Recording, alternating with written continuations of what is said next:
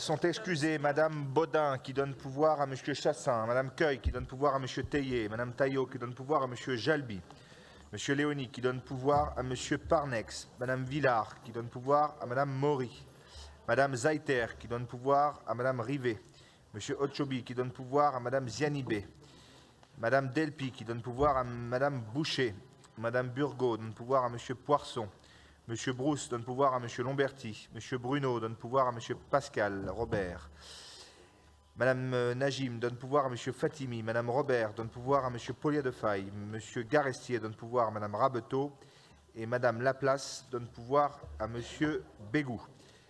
Jacques Roux est représenté par Madame Véronique Cheptou. Madame, je ne vous ai pas salué. Bonsoir, Madame. Et Monsieur Damet est absent. Il convient de désigner un secrétaire de séance et si Gaston accepte de l'être, merci beaucoup. Le procès-verbal du Conseil communautaire du 29 juin dernier vous a été adressé avec les convocations. Est-ce que vous avez des remarques à formuler à son sujet? Pas de remarques. Je vous remercie. Concernant les différentes délibérations soumises à l'ordre du jour ce soir, nous allons procéder à la présentation et au vote de ces dernières. Concernant l'ensemble des délibérations qui font l'objet d'un vote groupé, je vous rappelle que sur simple demande, tout sujet pourra être débattu et faire l'objet d'un vote individualisé, comme d'habitude.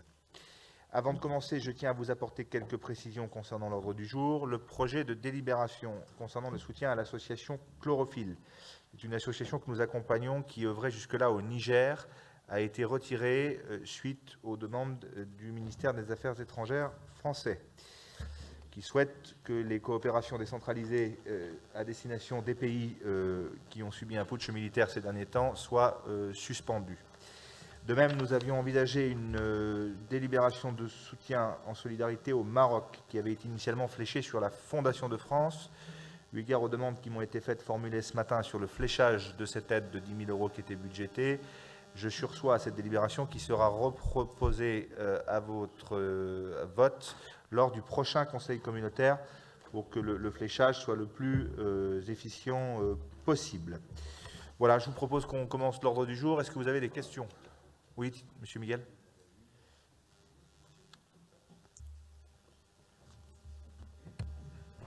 Monsieur le Président, mes chers collègues, juste, alors bien que ça ne soit pas dans les délibérations, juste une double question, mais très courte en fait. La première, c'est une simple intervention au sujet donc, de l'abattoir. Je tiens tout d'abord à remercier Monsieur Talami de m'avoir appelé cet été pour me faire état en fait, des difficultés que rencontrait l'abattoir, en particulier sur les chaînes de porc. Et je crois que c'était important qu'on puisse avoir un bon niveau d'information. Je sais aussi que beaucoup de solutions ont été trouvées sur ce sujet-là.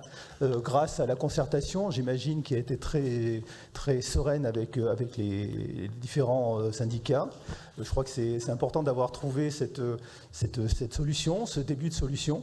Mais la question qui était la mienne, puisqu'il ne me semble pas en fait que le projet de l'abattoir ait été anticipé et été intégré dans le projet territoire, juste pour savoir en fait si cet investissement deviendra une priorité et si oui, de quelle manière et si ça se fera peut-être au détriment d'autres infrastructures ou pas. C'est juste une question pour le connaître. Et puis la deuxième question que je voulais vous poser, c'était durant cet été, à l'issue en fait des différentes émeutes avec des violences qui ont été assez importantes et bien sûr que je condamne fermement. Vous avez fait un certain nombre de remarques, de propositions en disant notamment qu'une plainte serait déposée pour chaque cas. Alors c'était pour avoir un petit état de l'ensemble des plaintes qui ont été déposées dans le cadre de ces émeutes et qui ont pu créer des désagréments pour le moins, et ensuite savoir, puisque vous l'aviez évoqué, vous aviez évoqué le fait que pourraient être privées ou d'aquapolis ou alors de transport les personnes qui auraient été favorables à ce genre de manifestation, pour savoir ce qu'il en était vraiment, réellement et concrètement, quelles avaient été les réactions concrètes et ce qui avait été fait. Voilà, sans aucune polémique, c'est juste à titre d'information pour ces deux sujets. Je vous remercie. Oui, M. Miguel, alors sur l'abattoir, pour reprendre un peu l'historique, l'abattoir de Limoges est un établissement public, c'est un EPIC, qui ne dépend pas directement des compétences de l'intercommunalité. Il a longtemps été sous l'autorité de tutelle de la ville de Limoges en tant qu'institution municipale.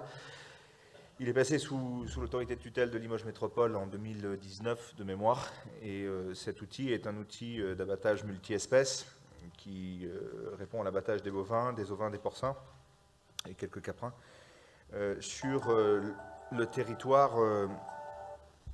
territoire beaucoup plus large que celui de la seule agglomération, puisque l'aire d'influence de l'abattoir équivaut sensiblement à l'aire d'influence de notre CHU ou de notre polyclinique, c'est-à-dire un bassin de vie de l'ordre de 700 à 800 000 habitants environ. Cet abattoir est un outil extrêmement vétuste sur lequel il y a eu très peu d'investissements au cours des décennies passées, un peu plus au cours des 8 dernières années, notamment sur l'aspect chêne bovin. Et cet abattoir, qui est le dernier abattoir public de France de cette taille, subit les mêmes problématiques que le monde de l'abattage en Europe de l'Ouest et en France en particulier, c'est-à-dire des difficultés de recrutement majeures. Au mois de juillet, une des sociétés sous-traitantes pour notre compte qui pratiquait la tuerie des ovins et des porcins a cessé son activité, puisque les salariés de cette société n'ont pas été rémunérés par leur employeur, en l'occurrence la Société Royale des Os, dont le siège social est basé à Aurillac dans le Cantal. Cette société n'ayant pas payé ses salariés, les salariés ne sont légitimement pas venus travailler, ce qui est assez logique, je pense que tout le monde le comprendra ici. Nous mettons dans une panade certaine, au point de ne pas pouvoir satisfaire les besoins des éleveurs, notamment des éleveurs de circuits courts et des bouchers de proximité, pendant les marchés estivaux et pendant les marchés de pays. Le choix qui a été opéré sur consigne a été de décharger la chaîne d'abattage bovin pour pouvoir assumer l'abattage des ovins et des porcins destinés au marché de pays et au circuit court. Je ne vous cache pas que ça n'a pas été très bien interprété et très bien perçu par les abatteurs agro-industriels qui, au passage, il convient de le souligner, représentent 80% du chiffre d'affaires de l'abattoir. Je répète que cet abattoir est un EPIC, c'est-à-dire qu'il doit avoir un budget en équilibre à minima et dont l'objectif est de dégager un budget en excédent à la fin de chaque exercice. Donc, sans agro-industriel, cet abattoir ne pourrait pas vivre et ne pourrait pas fonctionner, et nous ne pourrions pas payer les 90 salariés que compose l'EPIC. Pourquoi nous sous-traitons ? Nous sous-traitons tout simplement parce que nous ne pouvons pas recruter. Et donc il y a eu un peu de mousse politique qui a été faite autour de ça en disant c'est de la sous-traitance, c'est du libéralisme, ça tend vers la privatisation, etc. C'est complètement hallucinant de lire ça parce que c'est déjà une méconnaissance totale du milieu de l'abattage et c'est surtout une déconnexion totale avec la réalité de ce que vivent à la fois les usagers de cet outil et les personnels. Nous avons donc fait le choix de décharger la chaîne bovin pour pouvoir assurer la proximité et faire en sorte que les marchés de pays et les circuits courts puissent se tenir. Je n'ai pas, à ma connaissance, de plaintes d'exploitants ou d'éleveurs qui n'auraient pas pu tenir leur marché de pays en bonne et due forme. Donc nous avons répondu dans l'urgence à une situation compliquée qui a permis aux producteurs de passer le cap et de pouvoir vivre de leur production en cette période estivale. À la rentrée, nous avons eu une volonté de recourir de nouveau à une sous-traitance pour pouvoir revenir à un mode d'opération normal, entre guillemets. La difficulté, c'est que nous ne trouvons pas, même en sous-traitance, de gens susceptibles de venir travailler ici, à raison, parce que les moutons et les porcs, ça représente une quinzaine d'heures hebdomadaires de travail pour une équipe de 15 agents. C'est ça, hein. Aujourd'hui, les boîtes qui nous ont répondu nous disent « on veut bien vous envoyer du monde, mais c'est sur un équivalent temps plein, payé sur la base d'un équivalent temps plein ». Or, vous comprenez bien que les salariés de l'EPIC, qui eux sont sur la chaîne bovin, qui gagnent le montant d'un équivalent temps plein, ne veulent pas voir de nouveaux collègues arriver, qui eux travailleraient moitié moins et qui gagneraient le même salaire. Donc nous avons fait le choix de ne pas avoir recours à cette sous-traitance parce que ça me paraît complètement disproportionné en termes de dialogue social avec ceux qui sont déjà dans la boutique. Et donc nous avons envisagé de maintenir le processus que nous avions pendant l'été, c'est-à-dire de décharger la chaîne agro-industrielle du bovin pour pouvoir tuer les moutons et les porcs pour la proximité et les circuits courts. Manque de chance, la chaîne porc est tombée en avarie la semaine dernière.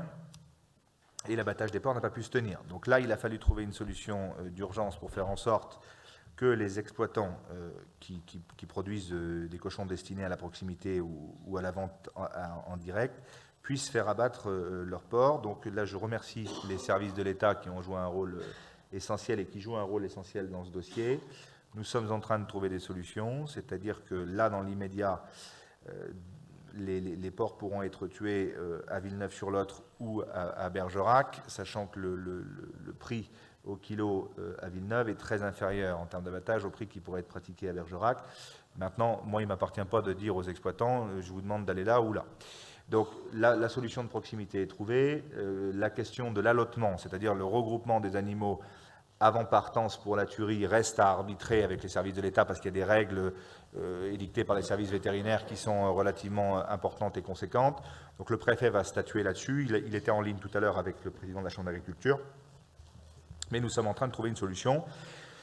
Pour le retour des carcasses, nous allons mettre à disposition du monde agricole concerné un système de collecte des carcasses depuis Villeneuve sur Lot, parce que c'est l'abattoir le moins cher qui va être sur lequel nous allons opter pour ramener les carcasses de ces éleveurs dans les frigos de l'abattoir de Limoges et leur permettre de venir retirer leurs animaux, les carcasses de leurs animaux, dans l'abattoir de Limoges et de façon à assurer un service et une continuité pour les éleveurs concernés.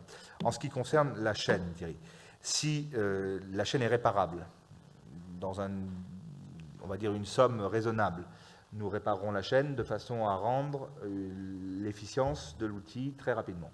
S'il s'avère que la chaîne était trop vétuste pour être réparée, qu'il faille envisager son remplacement complet, là il y aura une discussion entre le conseil d'administration de l'abattoir, les syndicats, la chambre d'agriculture, le conseil régional et Limoges Métropole pour envisager de la solution la plus idéale, ou en tout cas la moins mauvaise à évoquer.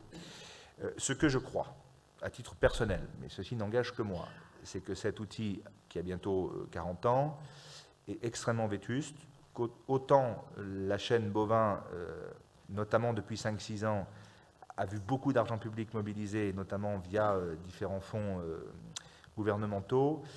La chaîne bovin fonctionne et peut tenir encore quelques décennies comme ça. En revanche, sur le mouton et sur le porc, l'outil est très, très, très vétuste.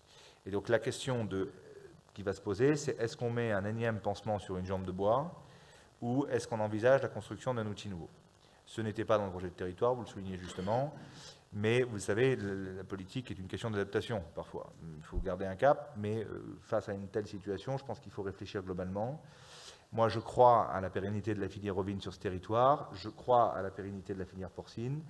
Je pense qu'il serait inconcevable que des élus, que ce soit des élus régionaux ou des élus de notre communauté urbaine, ne se préoccupent pas de ce devenir-là. Et donc, nous mettrons sur table tous les éléments pour décider de ce qui pourrait être fait. La Fédération des chasseurs de la Haute-Vienne envisage la constitution d'un atelier de transformation de la venaison. Je pense que nous pourrions envisager un site à la fois mouton, porc et atelier de transformation de la venaison dans un outil nouveau qui répondrait aux normes des années 2020, qui serait neuf et qui permettrait de ne pas avoir de rupture de service à destination de ces filières. Voilà, ça c'est une réflexion que je veux entamer. Je le dis très librement, le truc est filmé. J'ai eu Alain Rousset au téléphone sur le sujet, lequel ne s'est pas dit hostile à monter à l'investissement d'un équipement nouveau. Donc on verra le tour de table qui peut être fait, on verra quelle est la mobilisation des éleveurs aussi, parce que ça ne peut pas être un outil, qui serait uniquement porté par le public dans son fonctionnement, parce qu'au passage, j'ai vu ce que ça a donné à Bourganeuf, un outil 100% public, ça veut dire subvention d'équilibre sur subvention d'équilibre sur subvention d'équilibre, et ça veut dire mort de l'outil. Bourganeuf, c'est un fiasco d'argent public honteux pour la collectivité et pour ceux qui l'ont porté. Donc aujourd'hui, il y a une volonté de la part de tous les syndicats de poser le dialogue, de regarder ce qui peut être fait. La Chambre a des propositions assez précises, c'est-à-dire qu'elle a un fonds de compensation sur d'autres types de projets qui pourraient permettre d'alimenter le fonctionnement et l'investissement sur un outil nouveau. Bon, on verra. Très honnêtement, c'est trop court pour vous dire ce qui va se passer. Là, nous avons répondu dans l'urgence, c'est-à-dire qu'on votera lors du prochain conseil communautaire une subvention au conseil d'administration de l'abattoir pour permettre d'amoindrir les coûts de transport pour les éleveurs qui sont impactés par une tuerie qui se situerait à Bergerac ou à Villeneuve-sur-Lot. Sur le centre d'allottement, les choses sont dans les mains de monsieur le préfet qui, encore une fois, a fait un travail remarquable. Et sur la chaîne, il y a une expertise qui est commandée, qui donnera lieu à des conclusions sous 15 jours, qui nous dira, une expertise indépendante et pas une expertise faite par l'abattoir, par le fabricant de la chaîne, une expertise indépendante qui dira est-ce que la chaîne est réparable, est-ce qu'elle doit être changée à 100%. Ça, j'attends les conclusions de l'expert en question pour pouvoir me prononcer. Voilà pour ce qui est de l'abattoir. Un mot quand même de plus, c'est que le préfet a autorisé le principe que l'on puisse potentiellement prendre dans le fonds alloué par France Relance, fonds de 2 millions, qui était destiné à l'amélioration de l'outil sur la chaîne bovin, on pourrait prendre une partie de ce fonds pour aller moderniser, dès lors qu'on améliore la qualité de la chaîne, pour aller sur la chaîne porc. Donc ça, c'est plutôt une bonne nouvelle. Il n'était pas obligé de le faire, il l'a fait. Encore une fois, je l'en remercie. Sur l'abattoir, voilà ce que je peux vous dire. Sur les émeutes, la stratégie sur laquelle j'ai opté n'était pas la même pour les majeurs qui ont été interpellés que pour les mineurs. C'est-à-dire que sur les mineurs, nous sommes allés au civil, sur les majeurs, nous sommes allés au pénal, parce que je considérais qu'un mineur de 14 ans au pénal, vous n'aviez aucune chance de le faire condamner à quoi que ce soit, de fait de l'excuse de minorité, mais là, Thierry, on pourrait avoir un long débat idéologique, donc je n'ai pas fait le choix d'aller au pénal sur le sujet. Nous avons été sur les majeurs au pénal et nous avons obtenu systématiquement des condamnations qui sont, que je juge, relativement conformes à ce que j'attendais, mais qui sont quand même sévères. C'est-à-dire que les réquisitions des parquets ont été suivies par les magistrats et systématiquement, nous avons obtenu ces condamnations de majeurs. Sur les mineurs, on y va au titre d'un article du Code civil sur la responsabilité pécuniaire des parents. Pour l'instant, les audiences de mineurs n'ont pas, pour la plupart, pas encore eu lieu, donc on n'est pas tout à fait sur les mêmes bases juridiques de poursuite. Mais tous ceux qui sont passés en comparution quasi immédiate dans ces émeutes ont été condamnés assez lourdement. Et je prends l'exemple du premier. Le premier avait 1 mois de prison avec sursis, déjà dans son pédigré.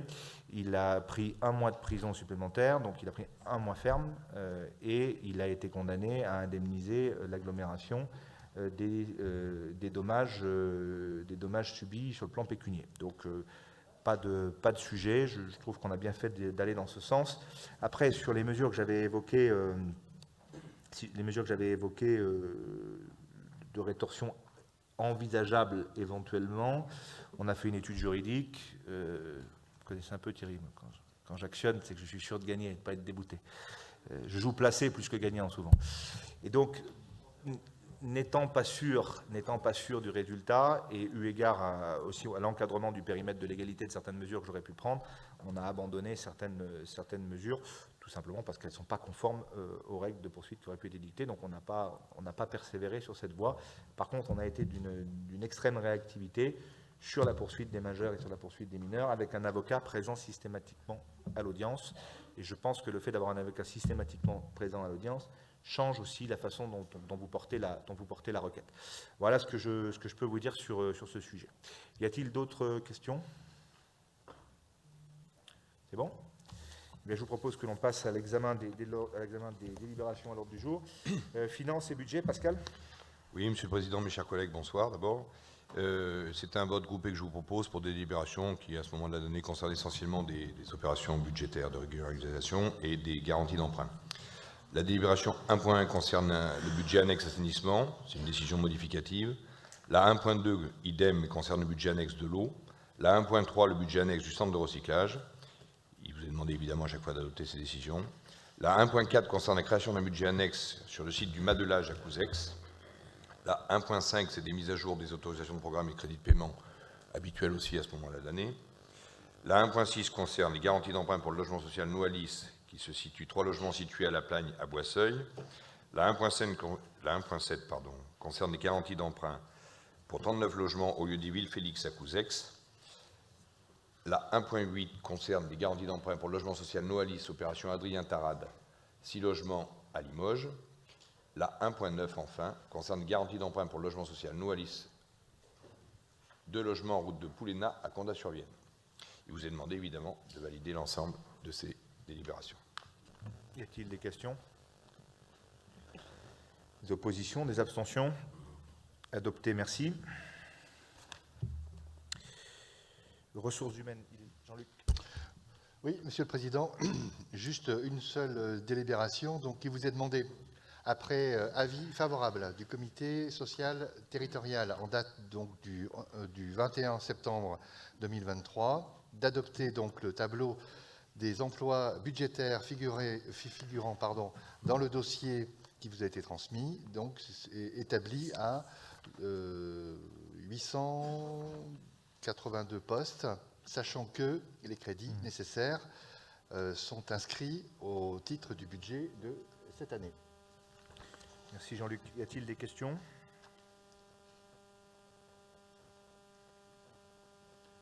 Pas de questions, pas d'opposition, pas d'abstention. Adopté, merci.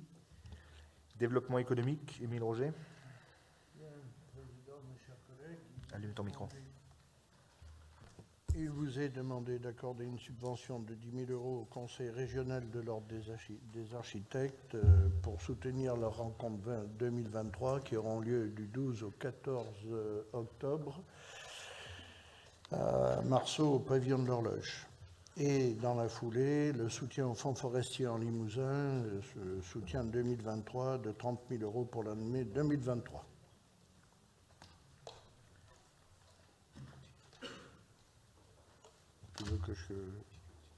Oui. Pleine Maison Aquitaine, soutien aux journées Limousine Rouge, eh bien, comme d'habitude, l'agglo interviendra pour l'ordre de 7 000 €. Et enfin, le soutien au colloque de l'association Europass pour son édition 2023, 5 000 €. Y a-t-il des questions? Oui, Monsieur Bourrion. Non, elle a été retirée de l'ordre du jour, Monsieur Bourrion. Des questions? Des oppositions? Des abstentions? Adopté, merci. Société d'équipement du Limousin, modification portant sur l'objet social et l'augmentation du capital social envisagé. Jean-Yves. Il vous est demandé d'approuver la modification de l'article 2 des statuts de la CELI relative à son objet social, d'approuver le principe d'une modification de son capital social portant sur l'augmentation de ce dernier dont le montant total ne sera finalisé qu'après réception de l'ensemble des souscriptions et établi au maximum à 7 975 924,79 €, d'autoriser la souscription de Limoges Métropole à cette augmentation de capital dans la limite de 2 millions d'euros, correspondant à 54 659 actions de 36,59 € chacune. D'autoriser enfin le représentant de Limoges Métropole à signer tout document relatif à cette souscription et à participer au vote de l'Assemblée générale extraordinaire de la CELI portant sur les modifications statutaires et d'approuver le projet de statut afférent.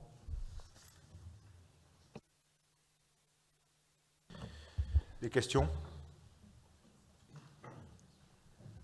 Donc sur cette délib se déporte du vote l'ensemble des administrateurs de la CELI, à savoir messieurs Léonie, Lomberti, Virouleau, Doucet, Géraudy, Théier, Chassin, Jalby, moi-même et mesdames Mauguin-Sicard, Rabeteau et Riffaut.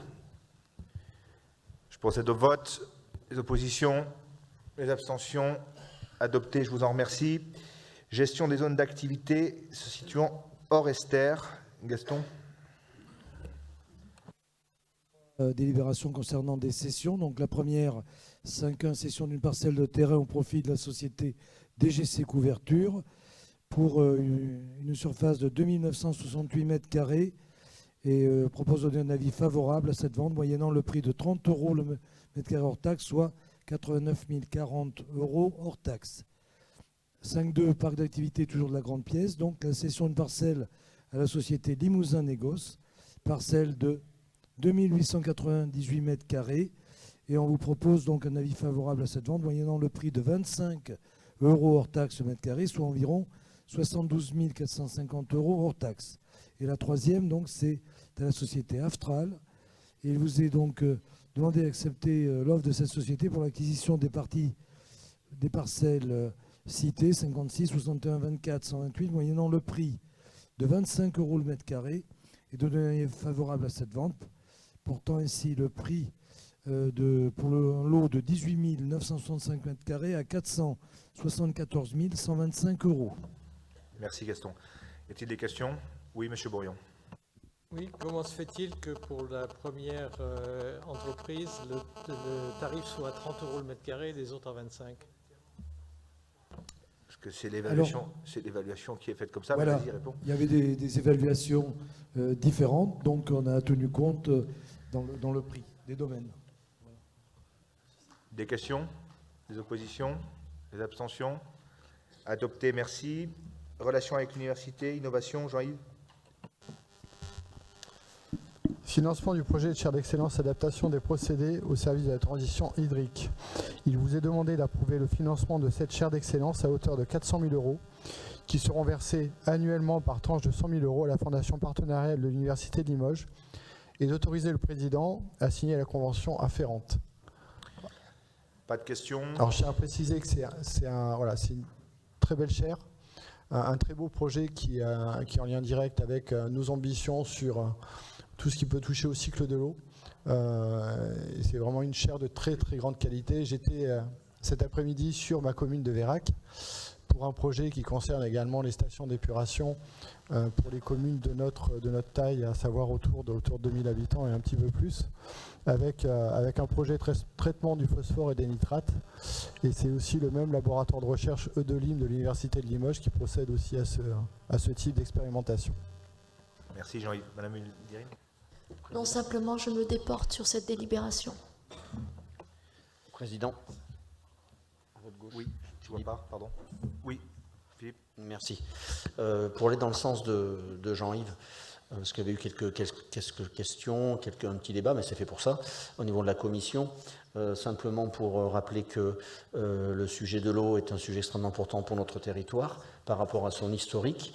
La chaire permet aussi de maintenir des compétences de jeunes localement. Il faut penser que grâce à ces budgets-là, ça permet de garder des jeunes de qualité sur notre territoire et en faire bénéficier leurs travaux, plutôt que de les voir partir sur d'autres endroits. Donc je voulais juste rappeler ça, que c'était important et que j'ai confiance dans leurs futurs travaux, qui nous sera bénéfique non seulement pour nous, pour nos avancées et nos choix de trajectoire stratégique, mais aussi sûrement pour le côté économique, pour les entreprises aussi, pour des choix plutôt orientés économiques pour celles-ci. Voilà. Merci. Merci Philippe. Oui, Jean-Yves. Je voulais juste préciser qu'au même titre que Gulsen, je me déporte également. Oui, enfin, bien sûr, toutes les personnes concernées, donc Vincent Jalby, Jean-Yves, Gulsen Yildirim, j'en oublie pas d'autres là? Non, je crois pas. Voilà. Donc Madame Yildirim, Monsieur Rigou, Monsieur Jalby se déporte sur la délibération. Qui est pour? Qui s'abstient, pardon? Qui s'oppose? Unanimité, merci. Grandes équipes, Sylvie, promotion et tourisme.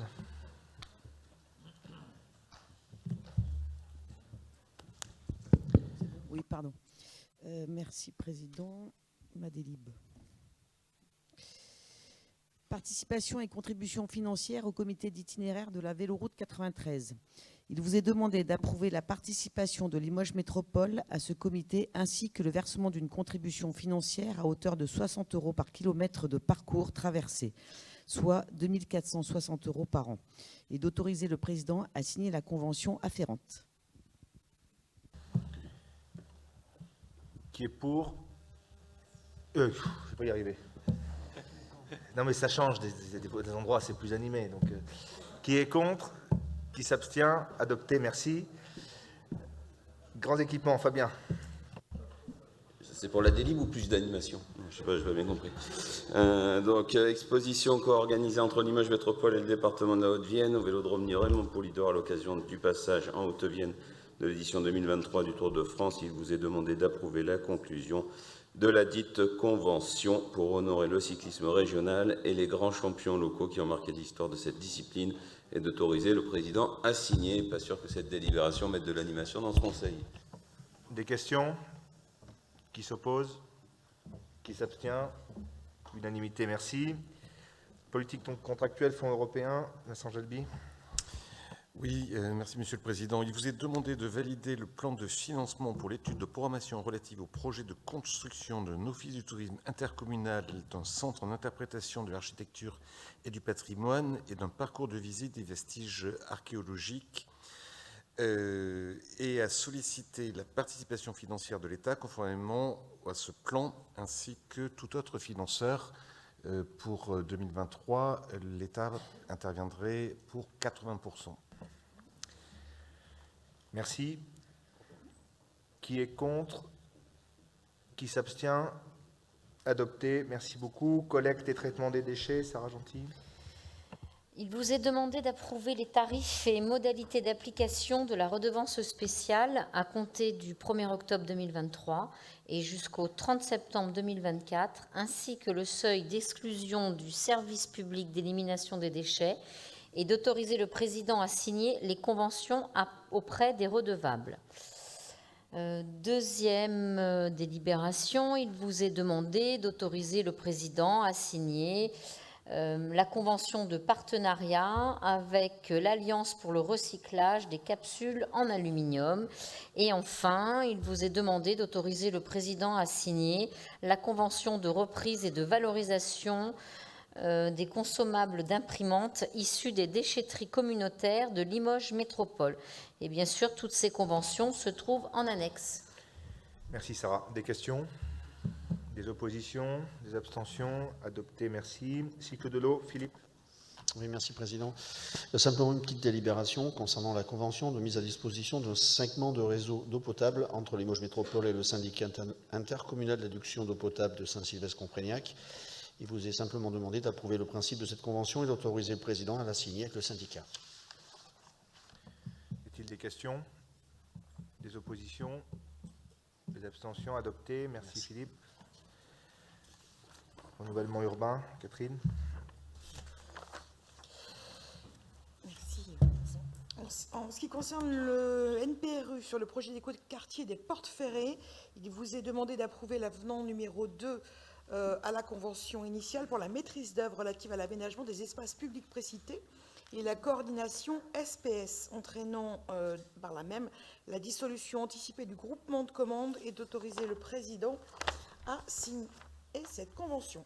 De la même façon, toujours sur les Portes Ferrées, concernant la convention de transfert de maîtrise d'ouvrage de Limoges Métropole à la ville de Limoges et la convention financière associée, il vous est demandé d'approuver les termes de ces conventions, d'autoriser le président à les signer, à procéder aux modifications qui seront nécessaires à la prise en compte de ce transfert de maîtrise d'ouvrage dans la convention pluriannuelle de renouvellement urbain de Limoges Métropole.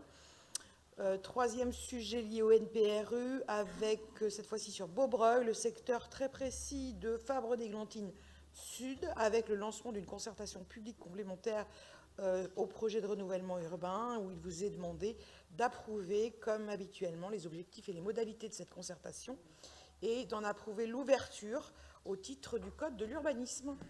Merci. Y a-t-il des questions? Des oppositions, des abstentions? Adopté. Cadre de vie, je continue. Il vous est proposé d'approuver un partenariat avec le CEREMA concernant la mise en place d'une ORT multisite et d'autoriser le président à signer le contrat afférent. Des oppositions, des abstentions? Adopté. Logement social. Il vous est demandé d'approuver les modalités relatives à un passage à la gestion en flux de ce qu'on appelle les contingents réservataires sur les communes que compose Limoges Métropole avec les différents bailleurs du territoire.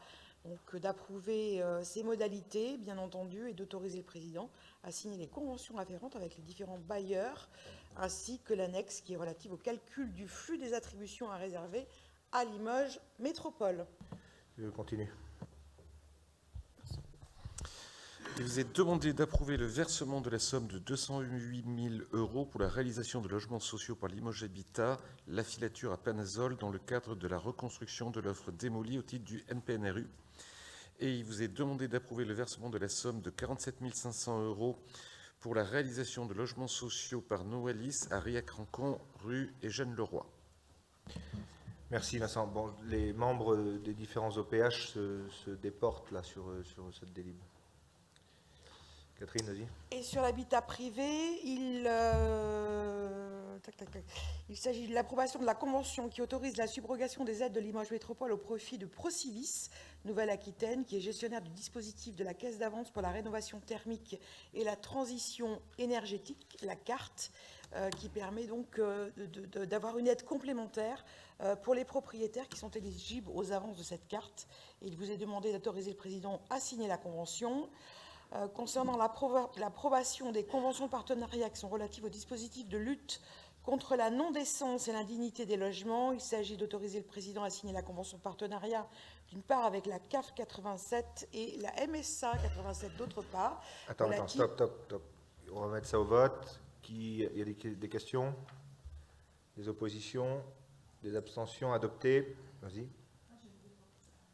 Oui, bien sûr, les membres des OPH se déportent. Continue. Non, là, on est sur l'habitat privé. Oui, mais on a fait voter le bloc. Vas-y, continue. Mais du coup, 15-2, on considère que c'est fait? 15-2, elle est votée. D'accord, ok. 15-2, elle est votée, oui. D'accord, ok. Convention, donc la 15-3, convention de partenariat avec l'ADIL, emportant le renouvellement de l'adhésion de Limoges Métropole à l'ADIL, où il vous est demandé d'approuver les termes de cette convention pour 2023 à hauteur de 28 973 € et d'autoriser le président à la signer. Ok. Des questions? Des oppositions? Des abstentions? Adopté. Donc vous notez bien que pour la 14-2 se déportent Mme Moguin-Sicard, M. Bonnet, Mme Boucher, Mme Gentil, M. Lachdamont, Mme Riffaut. Et pour Noalis, Mme Moguin-Sicard. Et Olivier? Non, moi je me suis juste déporté sur la 14.1. Oui. Parce que je ne sais pas si je suis listé. Ok, c'est bon. Madame Riffaut, animation et coordination des dispositifs d'insertion. Il manque la convention avec l'Observatoire de l'immobilier. Pardon, excuse-moi. Vas-y. Il vous est demandé d'approuver les modalités de ce partenariat et d'autoriser le président à signer la convention. Donc sur la 15-4, convention de partenariat avec l'Observatoire de l'immobilier de la Chambre de commerce et d'industrie de la Haute-Vienne. Qui s'abstient? Qui est contre? Adopté, merci. Samia? Oui, alors moi je voudrais juste préciser que pour la 15-2, pour la CAF, je me déporte, et la 15-4, pour la Chambre de commerce, je me déporte également. Donc, il vous est demandé d'approuver le soutien de Limoges Métropole aux deux actions intitulées Plateforme d'apprentissage linguistique à visée professionnelle et dispositif local d'accompagnement, d'approuver le versement des aides financières proposées pour un montant total de 45 000 €.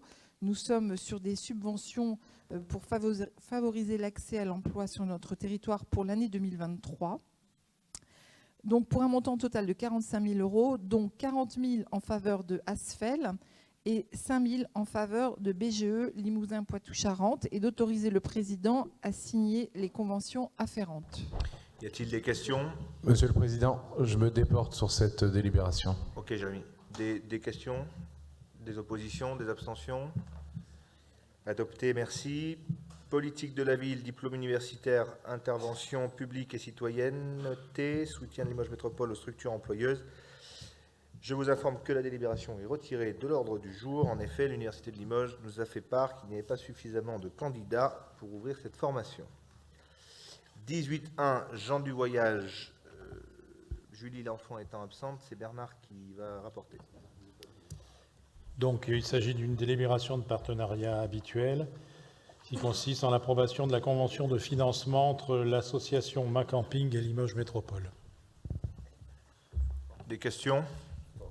Des oppositions? Des abstentions? Adopté. Aménagement de l'espace et accessibilité, Vincent Gelby. Alors, il s'agit de l'approbation de l'avenant numéro 1 à la convention opérationnelle d'action foncière entre l'établissement, l'EPF Nouvelle-Aquitaine, Limoges Métropole et la commune de Couzex. Il vous est demandé de retirer la délégation du droit de préemption urbain précédemment consenti à la commune de Couzex sur la parcelle concernée et de déléguer ce droit à l'EPF Nouvelle-Aquitaine sur cette parcelle, et d'autoriser le président à signer l'avenant numéro 1 à cette convention. Deuxièmement, la 19.2, elle vous a été remise sur table parce qu'on a fait une petite modification. Il s'agit de l'adoption de la convention d'action foncière entre l'établissement public foncier de Nouvelle-Aquitaine, Limoges Métropole et la commune de Couzex. Il vous est demandé à nouveau de retirer la délégation du droit de préemption urbain précédemment consenti à la commune de Couzex sur les parcelles concernées et de déléguer ce droit à l'EPF de Nouvelle-Aquitaine sur ces parcelles et autoriser le président à signer cette convention. La modification qui vous a été remise sur table, hein, c'est la fin de la délibération sur le terme, si au terme de la durée conventionnelle de portage au 31 décembre 2027, Limoges Métropole sera tenu de solder et ensuite demandera à Couzex en reversement au lieu de faire un paquet plus compliqué comme c'était prévu dans la première délibération. Merci Vincent. Y a-t-il des questions? Des oppositions? Des abstentions? Adopté. Tu poursuis Vincent, PLUI? Oui, alors je n'ai pas l'habitude de faire ces longues listes de délibérations. Donc là, il s'agit du PLUI de l'urbanisme, approbation de la révision générale du plan local d'urbanisme de la commune de Chaptelain. Il vous est demandé d'approuver ce PLU. Si. Définition du champ d'application du droit de préemption urbain sur la commune de Chaptelain. Il vous est demandé de définir le champ d'application de ce droit sur le territoire de la commune de Chaptelain et de le déléguer à cette commune sur le périmètre nouvellement défini dans les conditions définies dans les délibérations du 30 mars 2017. Soumission de clôture à déclaration préalable de la commune de Chaptelain. Il vous est demandé de soumettre les travaux d'édification de clôture à déclaration préalable sur l'ensemble du territoire de la commune de Chaptelain.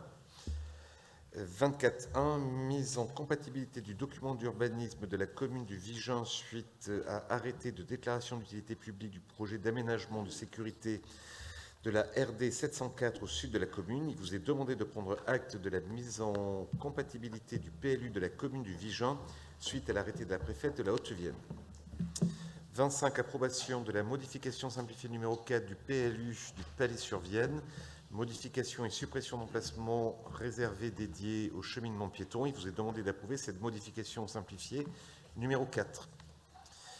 Révision allégée numéro 1 du plan local d'urbanisme de Riac-Rancon avec la réduction d'un espace vert d'intérêt paysager suite à une annulation contentieuse. Il vous est demandé de prescrire cette révision allégée numéro 1 du PLU de la commune de Riac-Rancon en exécution du jugement du tribunal administratif en date du 15 juin 2023. 27. Arrêt du projet de révision. Nous avons une question. On finit de lire, on passe aux questions. Termine, on fera les questions après.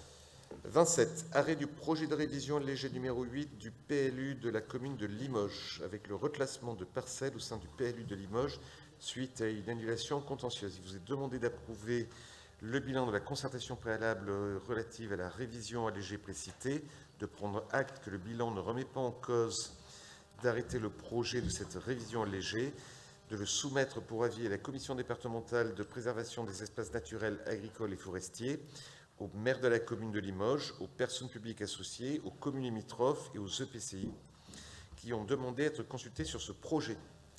28. Révision allégée numéro 8 du PLU de Limoges, un avis conforme favorable de l'autorité environnementale relative à la décision de ne pas soumettre la procédure à l'évaluation environnementale mais à un examen au cas par cas ad hoc. Il vous est demandé de prendre acte de cette révision allégée, que cette révision allégée est dispensée d'évaluation environnementale. 29. Avec une modification simplifiée du PLU du Palais-sur-Vienne, un avis conforme favorable de l'autorité environnementale relative à la décision de ne pas soumettre la procédure à l'évaluation environnementale mais un examen au cas par cas ad hoc. Il vous est demandé donc de prendre acte de cette modification simplifiée et dispensée d'évaluation environnementale. Modification numéro 10 du PLU d'Île, un avis conforme favorable de l'autorité environnementale relative à la décision de ne pas soumettre la procédure à l'évaluation environnementale mais un examen au cas par cas ad hoc. Il vous est demandé de prendre acte de cette modification du PLU, que cette modification du PLU est dispensée d'évaluation environnementale. 20.11. Abrogation de la délibération 13.4 du Conseil communautaire du 2 décembre 2021 prescrivant la révision allégée numéro 1 du PLU de Solignac. La procédure de révision allégée devant être arrêtée suite au refus du projet par les services compétents de l'État, il vous est demandé, bien sûr, d'abroger cette délibération. Pareil pour la délibération 15.5 du Conseil communautaire du 1er octobre 2021 concernant la révision allégée numéro 4 du PLU de Limoges, suite à l'abandon du projet d'extension de son bâtiment situé rue du Nexon par l'entreprise Lassis. Il vous est demandé d'abroger cette délibération. 23, abrogation de la délibération 21.9 du Conseil communautaire du 5 mai 2022 concernant la révision allégée numéro 3 du PLU du Palais-sur-Vienne, suite à l'abandon du projet porté par la CIC Ceinture Verte Terroir de Limoges. Il vous est demandé d'abroger la délibération précitée, cette procédure de révision allégée n'étant plus nécessaire. Et finalement, 2014, bilan de la concertation préalable relative à l'aménagement du secteur du Madelage à Couzex. Il vous est demandé d'approuver le bilan de cette concertation préalable relative à ce projet. Merci Vincent. Y a-t-il des questions? Oui, Madame Leblanc. Non, juste une précision sur mon vote qui pourrait paraître incohérent, puisque sur la 4, concernant le Vigin, j'avais évoqué au mois de juin le fait qu'en mai, me semble-t-il, oui, au mois de mai 2023, la délibération avait été modifiée après la commission en dernière minute. Voilà, je n'avais pas eu le temps trop d'analyser la modification du texte. Et donc, je n'avais pas voté contre. Ce que je ferais aujourd'hui, c'était juste pour expliquer cette contradiction. OK. Des questions? Des oppositions? Adopté. Merci. Affaires foncières, Émilie. Acquisition par Limoges Métropole auprès de la commune de Couzex d'un foncier scié au Madelage. Il vous est demandé d'autoriser l'acquisition de ces parcelles de terrain à l'euro symbolique sous réserve d'une délibération concordante de la commune de Couzex aux fins d'y réaliser une opération d'aménagement à vocation d'habitat et d'activité économique. Monsieur le maire de Couzex, vous peut-être dire un mot?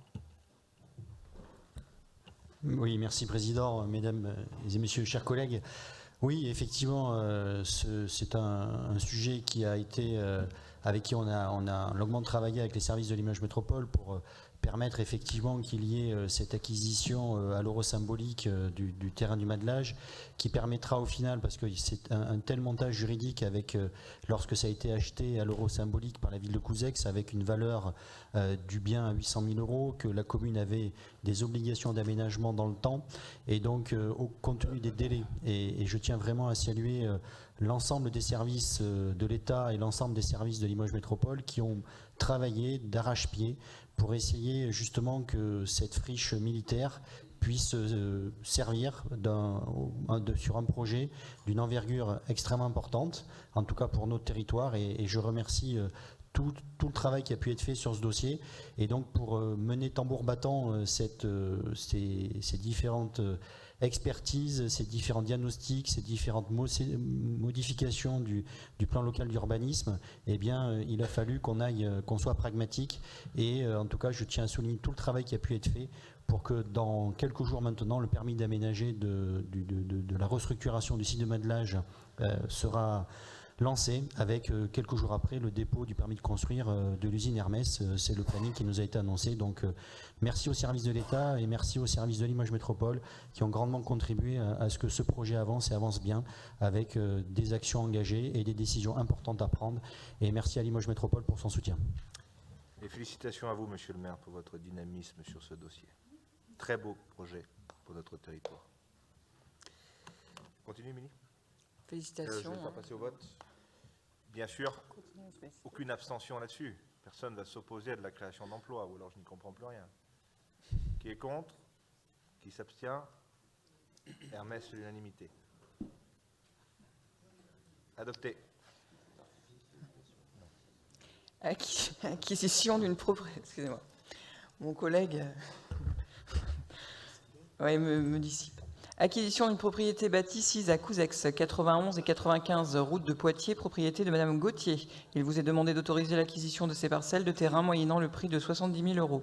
Acquisition immobilière d'une parcelle de terrain à Couzex, allée Déjeuner, propriété de la commune de Couzex en vue de la création d'un aménagement cyclable dans le cadre du schéma directeur intercommunal des aménagements cyclables. Il vous est demandé d'autoriser l'acquisition de cette parcelle à l'euro symbolique. Rétrocession par la ville de Limoges d'un bien préempté 636 rue Brantôme. Il vous est demandé d'approuver l'acquisition en pleine propriété de ce bien. Délibération post-enquête publique portant transfert amiable dans le domaine public communautaire d'une emprise de voirie privée 6, impasse de Saint-Exupéry à Limoges. Il vous est demandé de donner un avis favorable à cette enquête publique et de procéder au classement dans le domaine public communautaire de cette emprise de voirie. Rétrocession par la ville de Limoges d'un bien préempté 28 bis rue Casimir Rançon. Il vous est demandé d'approuver l'acquisition en pleine propriété de ce bien. Rétrocession par la ville de Limoges d'un bien préempté 677 avenue Montjoly à Limoges. Il vous est demandé d'approuver l'acquisition en pleine propriété de ce bien. Acquisition de 10 parcelles de terrain situées à Bonnac-la-Côte, lieu dit la Sablonnade Est et les Bruyères. Propriété de la Société d'aménagement foncier de l'établissement rural Safer Nouvelle-Aquitaine.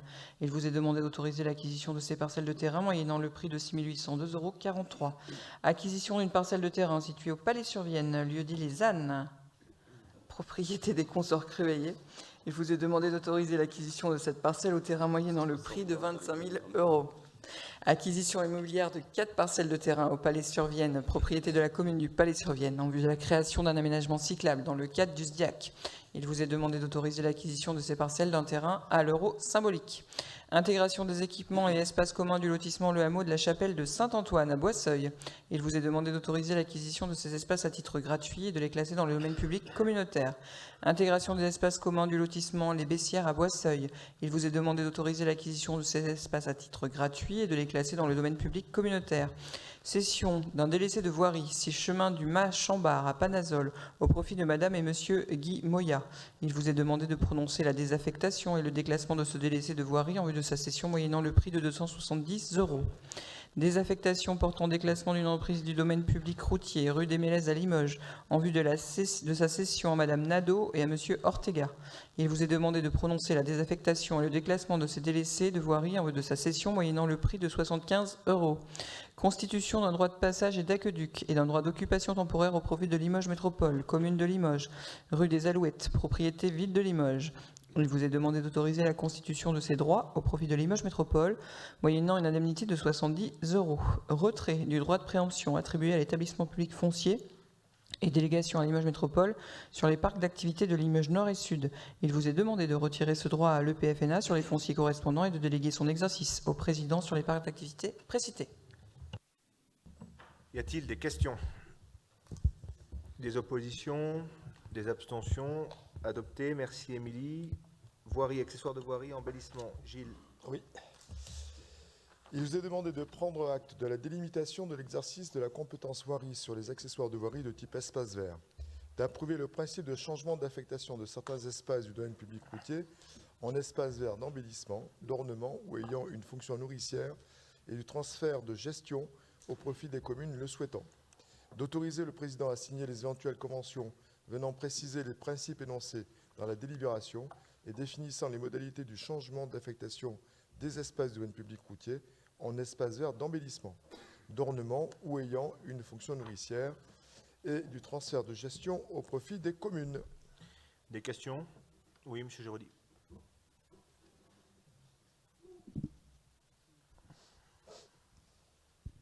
Merci. Merci, Monsieur le Président.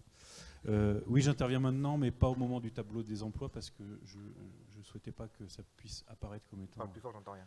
Je ne souhaitais pas que ça apparaisse comme étant polémique. Sur le transfert des emplois, tout à l'heure, nous avons voté le fait de créer 10 emplois qui pourraient concerner donc, le transfert de ces accessoires de voirie de la ville de Limoges à la métropole. Si j'étais un peu coquin, je dirais que quand c'est Canda ou le Palais qui demande, c'est nous qui transférons les postes. Quand c'est Limoges, il y a création de postes, mais vous me connaissez, je ne suis pas vraiment coquin. Ces accessoires de voirie, donc là, on nous propose de voter le principe de la définition des équipements donc, qui pourraient être transférés, des espaces verts qui pourraient être transférés à la métropole pour entretien. Évidemment, dans un esprit communautaire, le maire du Palais, mais je pense que les autres maires, nous allons regarder de près ce qui concerne cette définition dans nos communes. Je pense que nous sommes en train d'ouvrir une boîte de Pandore. Ce qu'on fait pour une commune, il faudra sans doute le faire pour les 19 autres. Moi, je vous avais déjà dit, hein, Monsieur le Président, et à tous les collègues, que j'avais fait quelques calculs dans ma propre commune. C'était l'équivalent de 0,6 ETP, donc quasiment un emploi, ou remboursement 17 000 € pour du travail que nous faisons déjà, mais s'il y a transfert, ou il faudra que quelqu'un le fasse à la métropole, donc il faudra muscler les équipes, ou il faudra rembourser les communes qui le font déjà. C'est normal, le vote de tout à l'heure va dans ce sens, le vote de tout de suite fait que nous reconnaissons, que nous allons reconnaître la définition, et je souhaite le dire, mais on va regarder de près ce qui peut être concerné dans nos communes respectives. Mais ça aura un impact financier. Ça aura un impact de fonctionnement, ça vous nous l'avez dit, sur l'aspect que pourront avoir ces accessoires de voirie dans nos communes, mais ça aura des engagements financiers certains et peut-être même importants. Voilà. D'autres questions? Je le mets aux voix. Des oppositions? Des abstentions?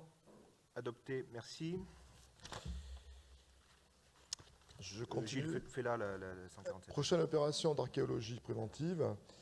Il vous est demandé de prendre acte des secteurs pour lesquels des conventions sont appelées à intervenir prochainement avec l'INRAP et d'autoriser le président à les signer. Route nationale 147, il vous est demandé de donner une suite favorable à cette demande de financement à hauteur de 10 millions d'euros pour la réalisation des travaux de déviation nord de Limoges sur RN 147 dans la mesure où cette déviation est réalisée pour partie sur le territoire de Limoges Métropole, d'approuver la convention précitée et d'autoriser le président à la signer avec les différents partenaires. Y a-t-il des questions? Monsieur Bourillon. Oui, je suis surpris qu'on présente un dossier comme celui-là pour plusieurs raisons. La première, c'est qu'on sait très bien que l'aménagement qui est envisagé ne sert strictement à rien et qu'en plus, il est branché sur la déviation, sur le contournement nord de Limoges, qui lui n'est toujours pas aménagé à 2 fois 2 voies. S'il y a une priorité dans l'agglomération, c'est bien le doublement de la RN 520 et au-delà, l'aménagement du contournement sud-ouest de Limoges. Pourquoi? Parce que aménager une autoroute de Poitiers à Limoges ne permettra pas d'écouler le trafic en direction du sud, qui est quand même, le trafic de la 147 est essentiellement destiné en direction du sud. On ne pourra pas l'écouler à travers l'autoroute A20, car l'autoroute A20 n'est pas élargissable et on ne pourra pas faire passer le trafic de l'autoroute 147 sur l'autoroute A20. Et par conséquent, si on veut faire l'autoroute 147, il faut absolument faire le contournement sud-ouest de Limoges, lequel a été, il y a quelques années, flingué, si j'ose dire, dans des conditions que chacun connaît.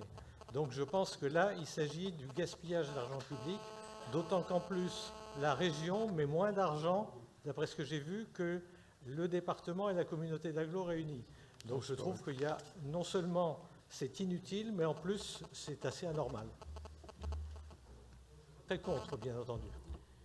C'est bon? Madame Idiri? Oui, notre collègue parle d'autoroute A147. Il me semblait que ce projet avait été enterré et de toute manière il est mort-né dans la mesure où donc cette idée avait été portée, mais on savait pertinemment que cette autoroute ne se ferait pas. La délibération, elle porte sur l'aménagement de la nationale 147 et le département, la région, qui met 18 millions d'euros quand même. Donc on ne peut pas dire qu'ils mettent moins que le département ou notre communauté urbaine. Donc c'est quand même 18 millions d'euros, c'est pas rien. Vous connaissez la politique d'Alain Rousset en matière d'aménagement des routes nationales.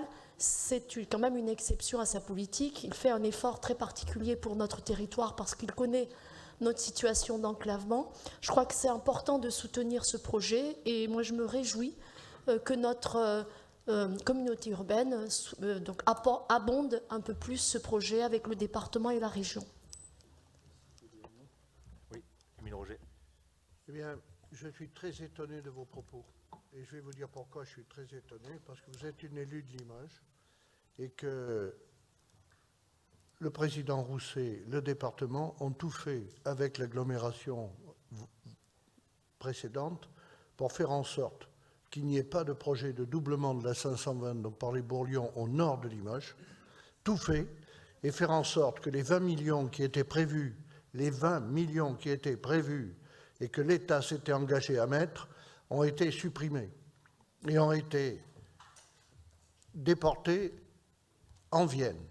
Donc, sur ce dossier, non pas que j'y suis opposé, je suis pour qu'on désenclave le nord du département, mais je m'abstiendrai pour rappeler à tout le monde les devoirs manqués de cette collectivité, du département et de la région qui ont sabordé le doublement de la 520 au nord de Limoges. Mais ce n'est pas de polémique, c'est factuel.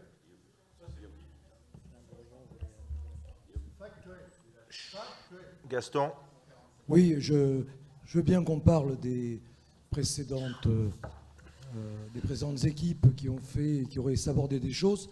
Je crois que l'équipe actuelle a aussi sabordé des choses. Je suis étonné qu'on parle de contournement de sud-ouest, alors que je croyais avoir compris qu'il ne fallait plus faire de voies nouvelles dans cette métropole. C'est tout ce que je voulais signaler. Parce que quand on parle d'un côté, on n'a pas le même discours que quand on parle à l'est. C'est tout. Merci. Très bien. Juste, Mme Ildirim, ce qui a été dit et ce que j'ai évoqué en commission moi-même, c'est que le département et la communauté urbaine donnent plus que la région.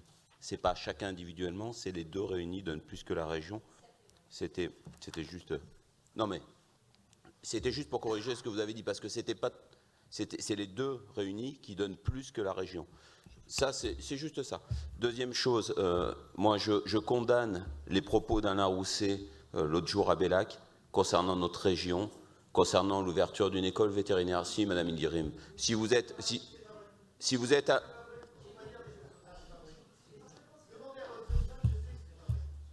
Attendez, excusez-moi, j'ai juste pas fini mon intervention. Laissez M. Doucet s'exprimer. Thierry, vous inquiétez pas, c'est la synthèse. Non mais Thierry, il me semble que quand tu parles, je ne te coupe pas la parole. Allez. Donc, je répète que je trouve complètement déplacé les propos d'Alain Rousset l'autre jour rapportés dans la presse. J'étais pas à Bellac, je lis la presse. Donc la presse, on ne peut pas s'en servir quand on en a besoin. Et la vilipender quand on n'est pas d'accord avec elle. Je dis simplement que l'autre jour, l'intervention d'Alain Rousset à Bellac, rapportée dans la presse, disant que de toute façon, l'école des vétérinaires ne pourrait pas se faire sur le territoire du département. Ne nous arrêtons pas à Limoges, la communauté urbaine, du département, parce que globalement, le département est enclavé, et puis que, je ne vais pas vous dire les termes que j'ai en tête, mais que tout le monde connaît, c'est juste pas normal et inadmissible. C'est tout. Je ne vais pas plus loin dans la polémique. Je dis qu'à un moment donné, je ne suis pas d'accord quand vous dites qu'Alain Rousset fait des efforts dans sa politique. Il en fait, il peut en faire aujourd'hui. Parce que derrière, quand il va derrière raconter ce qu'il a raconté là-bas et qui a été rapporté, ben je peux m'enfusquer. Et j'espère que vous, en tant qu'amoureuse du territoire comme vous l'êtes, vous pouvez l'être aussi et écrire à Alain Rousset en disant qu'écoutez, c'est un peu fort en tant que président de région de dire qu'on défend en apportant 18 millions d'euros et derrière dire que la Haute-Vienne est un territoire enclavé. Et je garde encore des propos beaucoup plus durs. Madame Ildirim. Vous vouliez de l'animation, Monsieur le Président. Comment ? Vous en avez. Bon, je disais que ça manquait un peu d'animation. Oui, non, je crois que... Bon, je ne vais pas rentrer dans la polémique. Monsieur le Président, vous êtes aussi conseiller régional. Vous pouvez éventuellement porter la voix de la région. Donc on sait tous l'attachement d'Alain Rousset à cette école vétérinaire. C'est quand même lui qui a porté pour la première fois cette idée. Et donc c'est un engagement qu'il a pris et je lui fais confiance pour porter donc ce projet à bout. Simplement, je crois que ce genre de polémique ne nous aide pas. Si on veut véritablement développer notre territoire, et on le fait donc à des occasions et je m'en réjouis, il faut quand même qu'on dépasse ces politiques et ces polémiques et qu'on travaille main dans la main pour faire en sorte que notre territoire se développe. Les propos polémiques des uns et des autres n'amènent à rien. Oui, monsieur Doucet. Je ne comprends pas, je ne fais pas de polémique. Je lis la presse et je lis ce qui est rapporté par le président de région. Je pense que le président de région, Abélac, doit s'abstenir de dire ce qu'il a dit s'il défend le territoire de la Haute-Vienne. C'est tout, madame, il dirait, mais vous pouvez pas le défendre sur ce coup-là. Eh bien, écoutez, je féliciterai Alain Rousset lors de l'inauguration de l'école vétérinaire et je m'en féliciterai et je m'excuserai auprès de vous de mes propos polémiques de ce soir. Eh bien, j'espère. Madame Leblanc.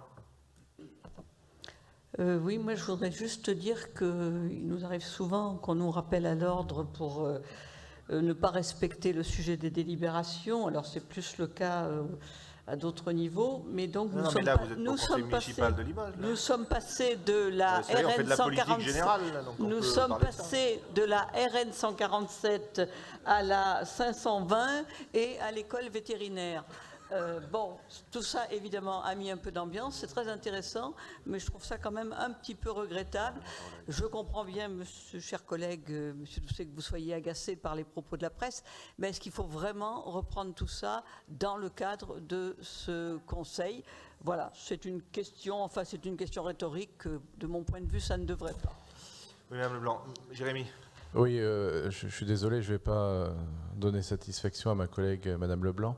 Je crois que Fabien a un article d'un journal respectable, mais je crois que cet article que j'ai pu lire aussi citait deux élus, enfin un élu et un président de chambre qui s'exprimaient en disant nous avons entendu le président Alain Rousset tenir ses propos. Je pense qu'il faudrait plus se baser sur l'interview du principal intéressé sur France 3 le soir même, et il serait assez surprenant que M. Rousset ne défende pas sa propre idée. Je sais que certains pourraient essayer de trouver des problèmes là où il n'y en a pas, mais je crois qu'en l'occurrence sur ce sujet-là, M. Rousset défendra ce projet avec force et vigueur. Émile Roger. Oui, je voudrais répondre à Madame Leblanc et quand même éclairer la lanterne de nos collègues s'ils ne sont pas éclairés. Il y a un moment où on a interrompu la 145 à la Croisière pour faire descendre les poids lourds à Limoges pour prendre la 520 pour pouvoir accéder à la 147. Donc, la 147, oui. Donc que l'on soit bien clair, Madame Leblanc, quand on est élu de Limoges, on regarde les flux de camions d'où ils viennent et on regarde à quoi sert la 147 aujourd'hui.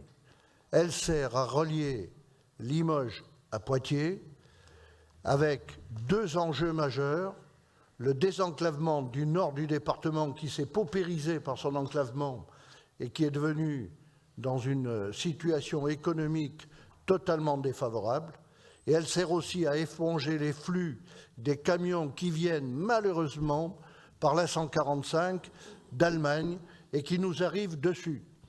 Ça a un enjeu supplémentaire, Madame Leblanc.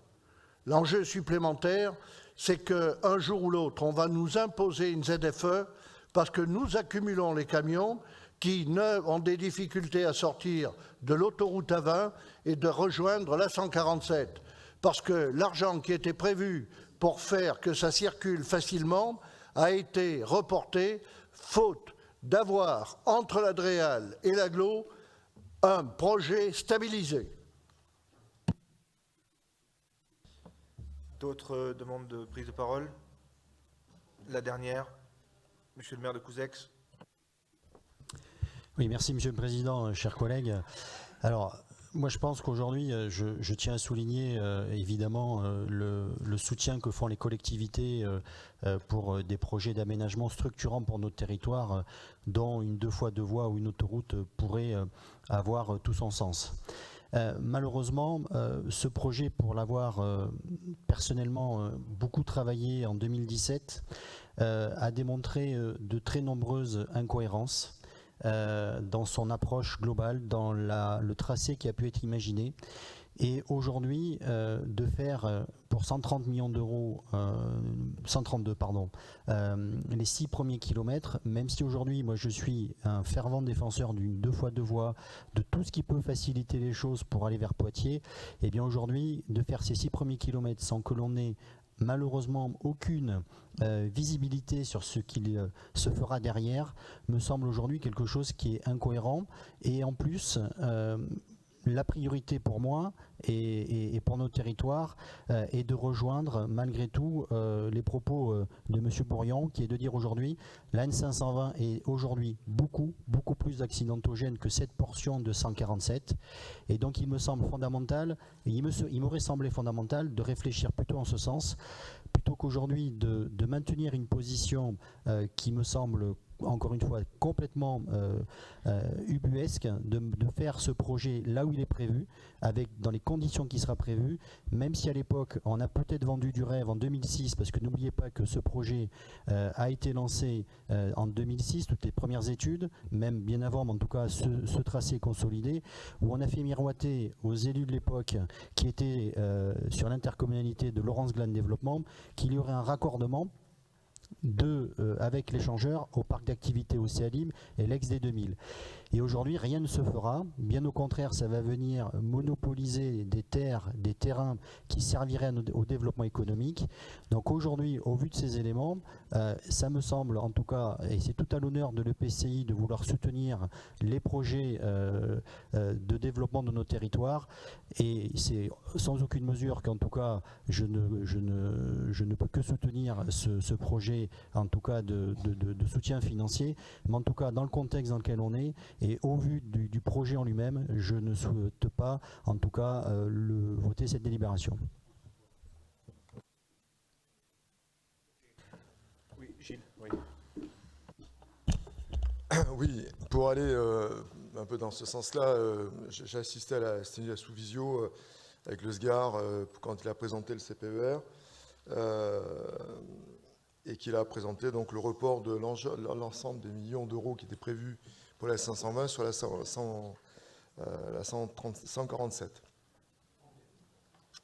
Je suis intervenu en lui disant qu'il ne me semblait pas opportun, point bout, de commencer par un petit bout, mais qu'il valait mieux commencer par Grosseret et l'aménagement de la 520. Et le SGAR m'a très clairement dit que les 25 millions qui étaient prévus pour la 520, il en manquait 25 encore. Quand on avait travaillé déjà à l'aménagement, l'État s'était engagé à en trouver 25 de plus pour faire 50 millions d'euros. Ce n'était pas 132 à l'époque, hein. Peut-être que maintenant ça serait 90, je ne sais pas. Mais toujours est-il que les 50 millions d'euros qu'il fallait en plus donc étaient promis par l'État. Or, quand j'ai posé la problématique au SGAR, en lui signalant que la dangerosité de la sortie d'autoroute, l'embouteillage qu'il y a autour de Family Village, il m'a clairement répondu, Monsieur le vice-président, quand les élus de Limoges et de Limoges Métropole s'entendront entre eux, on vous suivra, mais pour l'instant, vous n'êtes pas tous d'accord entre vous. Voilà pourquoi donc l'État a aussi reporté l'ensemble des dépenses sur donc, cette partie de voirie. Voilà, j'en suis sur la 147. Donc. Voilà, c'est dommage, mais en tout cas, l'État, il écoute. Les gens ne sont pas d'accord, et bien il ne fait pas. Voilà, c'est la grosse problématique, surtout quand il manque de l'argent. Et comme il n'a pas d'argent, il prend l'argent d'un côté, il le remet de l'autre.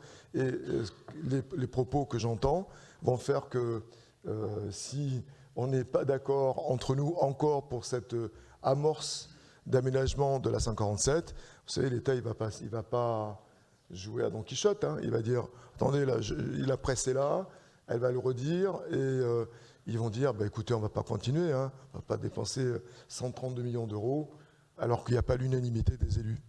Voilà, c'est la grosse problématique aujourd'hui en Limousin, c'est qu'on n'est jamais d'accord. Bien, c'est bon? On conclut? Il n'y a jamais eu de désaccord entre les élus de la ville de Limoges, et surtout pas moi, avec la sortie de la 520, jamais il n'y a eu de programme validé entre l'AGLO et le SCAR. Et que celui qui en est responsable n'en accuse pas les autres.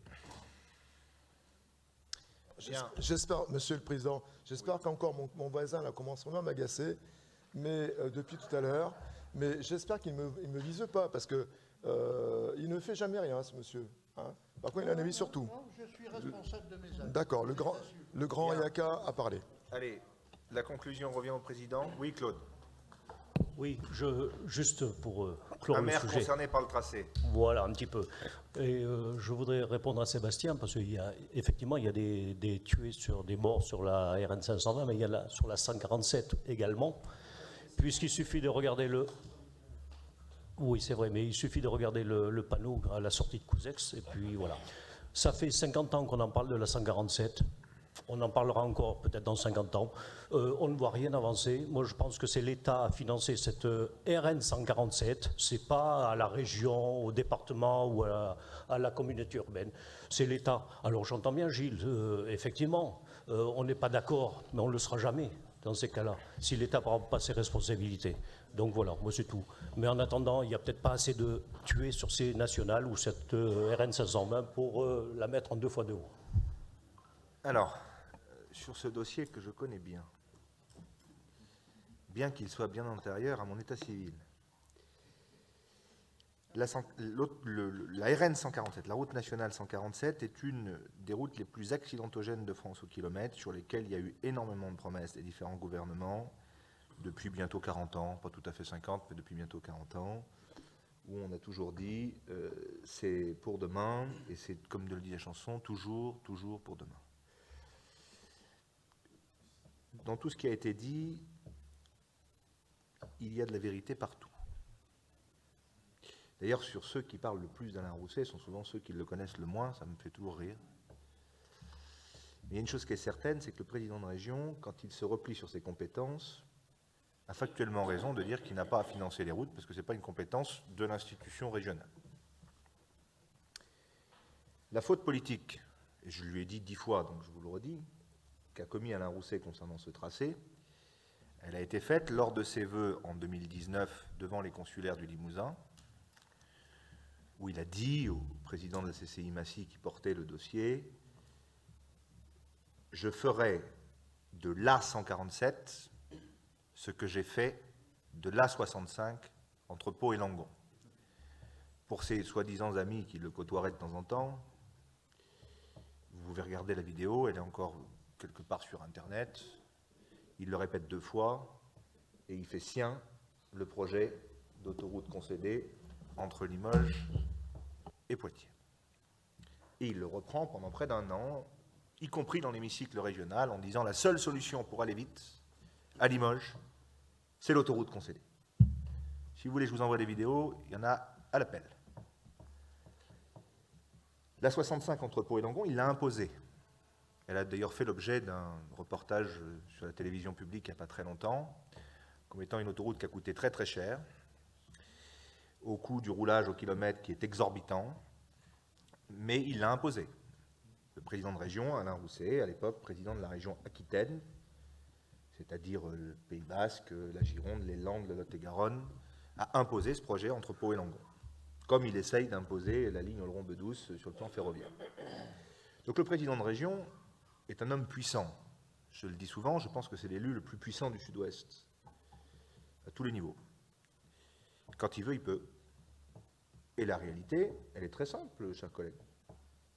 C'est que les élections régionales arrivaient, donc Alain Rousset joue sa fibre tropisme pro-développement économique pendant la campagne, mais il avait dans sa majorité de l'époque les écologistes, qui eux étaient totalement hostiles à ce projet d'autoroute concédée, notamment Madame Monconduit, qui devient maire de Poitiers en 2020. Et donc, le projet d'autoroute concédée prend du plomb dans l'aile à plusieurs titres. Un refus de Madame Monconduit de soutenir ce projet parce qu'elle considère que ce n'est pas utile pour sa ville, et vous pouvez le comprendre. Madame Monconduit est rattachée par Poitiers à toutes les autoroutes qui irriguent l'ouest de la France. Elle est de sensibilité Europe Écologie Les Verts, elle est hostile au projet d'aménagement routier de ce type. Elle l'avait dit, donc ce n'est pas une surprise en réalité. Et donc le projet commence à tanguer. Puis vous avez la levée de fonds privés, qui, à un moment donné, sera minoritaire par rapport à l'argent public nécessaire pour faire ce projet d'autoroute concédée. Et dans un projet d'autoroute concédée, où vous vous situez, maintenant, depuis quelques années maintenant, si la part du public est supérieure à la part du privé, le projet il est mort. Et dans ce dossier, la part du public était supérieure à la part du privé. Et donc le projet a capoté.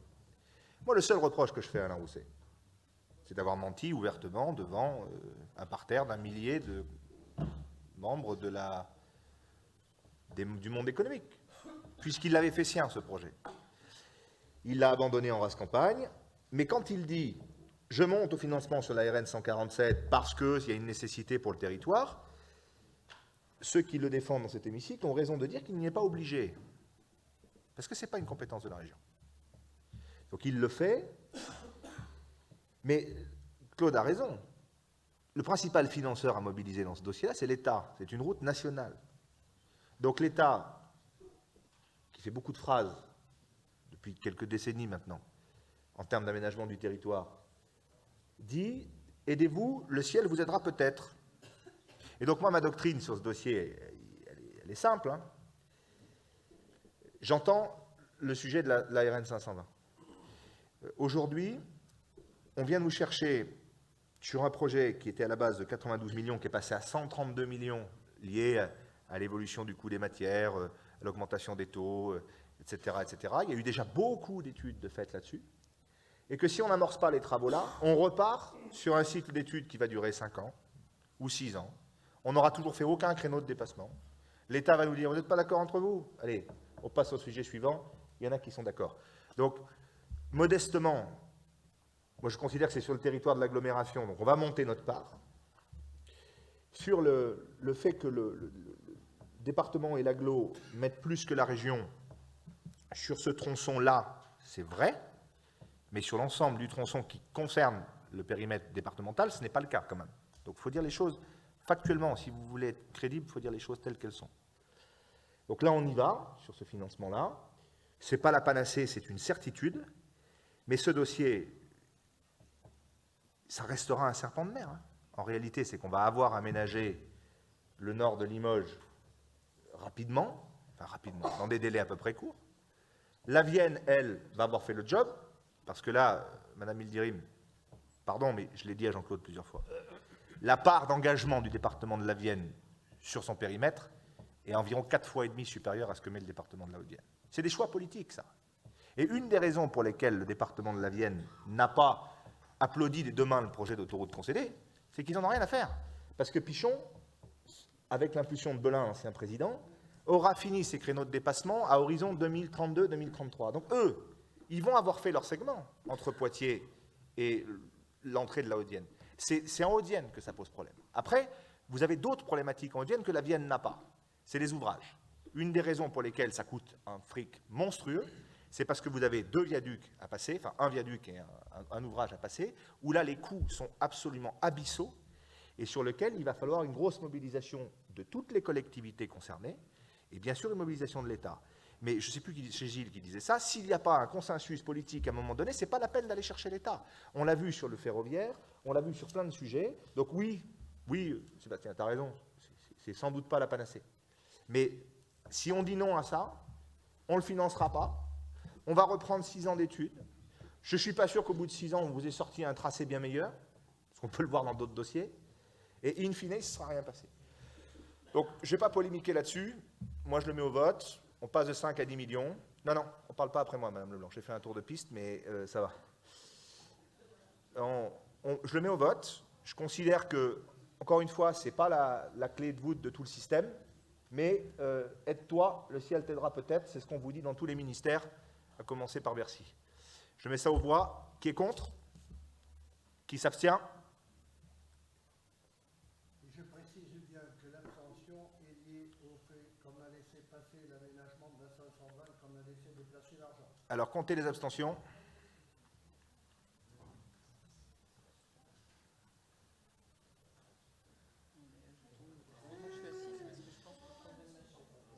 Adopté.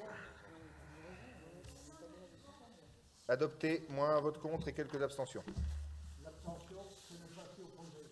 Mais c'est rappeler à tout le monde de nos devoirs et les devoirs de tout le monde vis-à-vis de l'ensemble des communes, des services. Et vous êtes une élue de Limoges, je sais plus. Gilles, transport urbain. Chut. Allez, allez, allez. Gilles. Il a de l'humour, le padawan. Bien. Servitude d'ancrage pour les lignes aériennes de trolleybus. Il vous est demandé de vous prononcer favorablement à la mise en place d'ancrage dans le cadre de l'installation et de la maintenance de ces lignes aériennes, d'approuver la convention type relative aux servitudes en découlant et d'autoriser le président à signer les conventions à intervenir avec les propriétaires concernés et, le cas échéant, à lancer l'ouverture de l'enquête publique pour l'établissement de ces servitudes.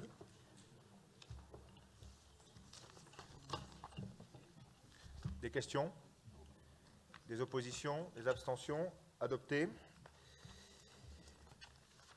Déploiement des zones zéro émission de gaz à effet de serre. Jean-Marie. Oui, nous allons commencer par le territoire de vigilance. Initiation de la démarche. Soyez informés que ce projet de délibération a fait l'objet de modifications, comme vous le savez, comme on en a débattu depuis sa présentation en commission. Il vous est demandé de prendre acte du lancement de cette démarche obligatoire, d'autoriser le président à signer tous les documents nécessaires au bon déroulement du processus et à solliciter la participation financière de l'État dans le cadre de cette démarche réglementaire et de tout autre financeur non encore identifié à ce jour. Fabien. Oui, Monsieur le Président, je m'abstiendrai sur cette délibération. On en a parlé longuement en commission. On s'est tous opposés et tout le monde s'est levé contre les zones à faible émission sans qu'on fasse d'études préalables, simplement sur le principe. Là, on est en train de nous vendre un territoire de vigilance qui n'est ni plus ni moins qu'une demi-ZFE. Donc, on n'a pas fait d'études sur la ZFE parce qu'on l'a contesté. Je ne vois pas pourquoi on engagerait des études sur une zone de vigilance qui est une aberration et une absurdité incroyable.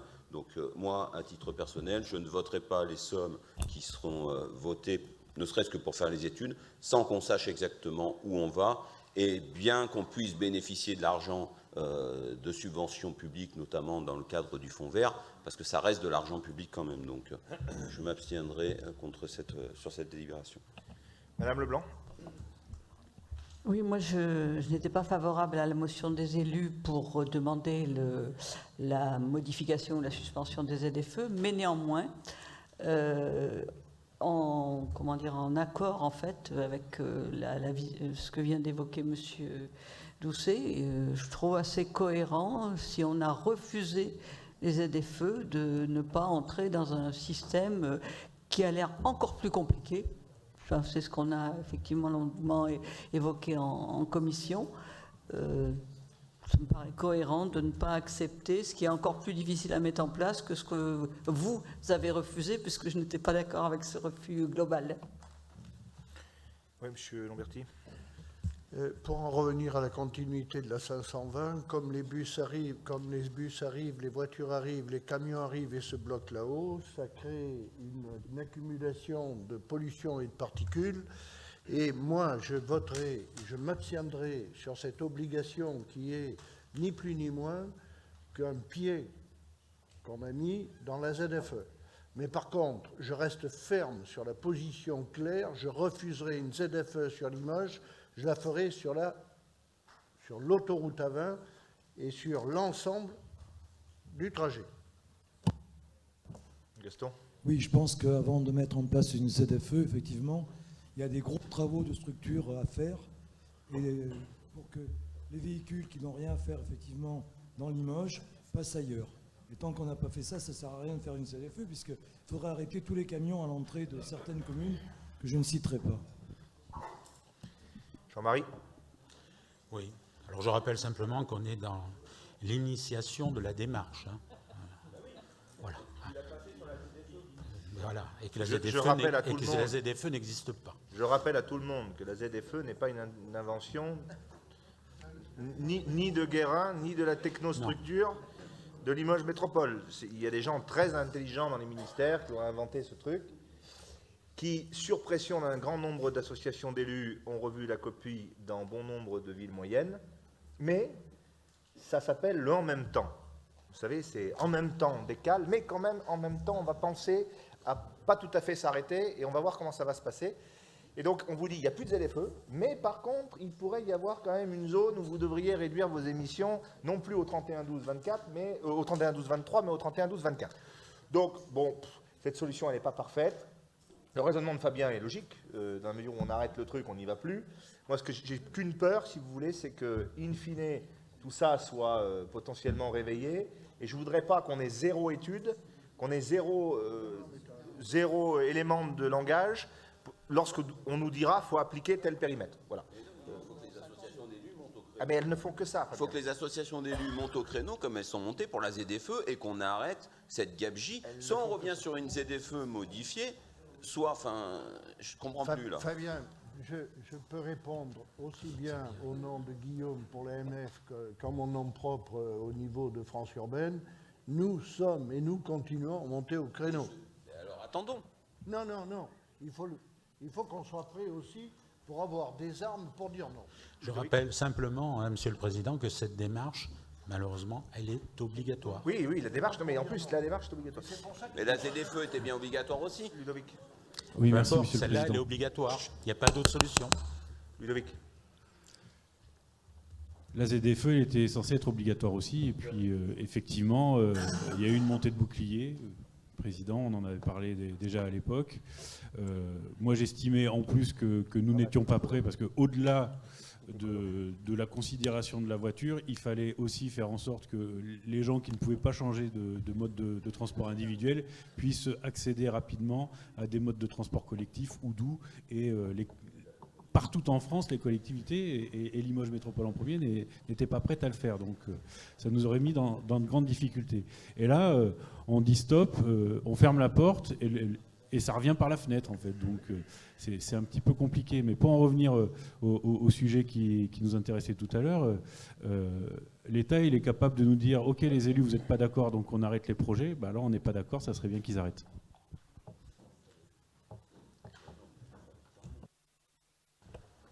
Moi, je croyais qu'on avait voté un plan climat à l'unanimité, qu'on était tous d'accord pour réduire les émissions de gaz à effet de serre sur notre territoire, mais visiblement.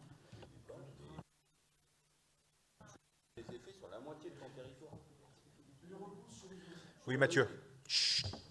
En commission, on avait surtout eu un débat, au-delà du fait qu'on devait acter en effet la création de ces territoires de vigilance, on avait surtout eu un débat sur le recours ou pas à des bureaux d'études et à des dépenses complémentaires pour notre collectivité. C'était surtout sur ça qu'avait porté le débat, raison pour laquelle si des sommes importantes devaient être engagées, je m'abstiens également.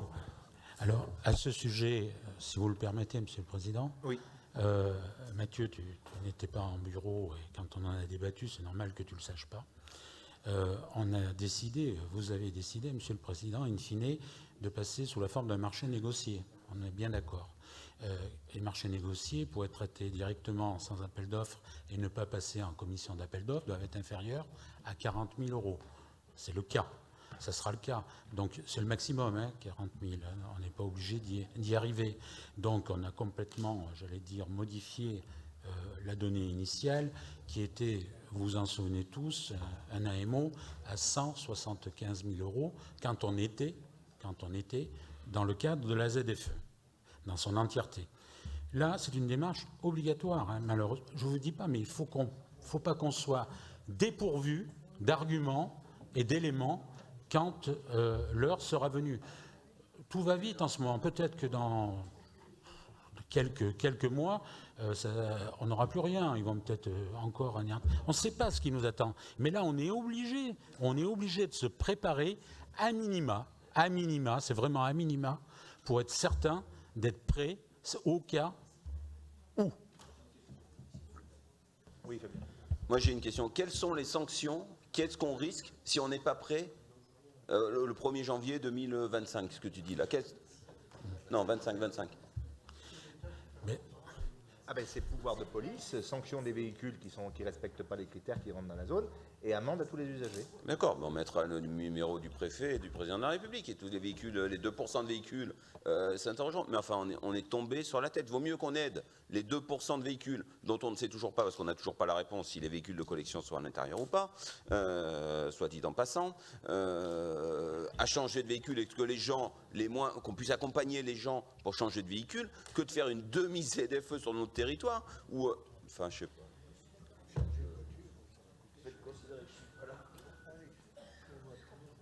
C'est bon? Honnêtement, j'ai aucune idée de ce que ça va donner. Pour l'instant, il y a un calendrier qui est établi avec des règles. Il a bougé au cours du mois passé, il est susceptible de rebouger, mais actuellement, moi, je m'appuie sur le cadre légal existant. Voilà. Et que si vous voulez avoir des éléments le jour où on va vouloir vous l'imposer, je pense qu'il faut un minimum, un bout d'étude. Mais très honnêtement, ça ne va pas m'empêcher de dormir. Qui est pour? Qui est contre? Qui est contre? Qui s'abstient?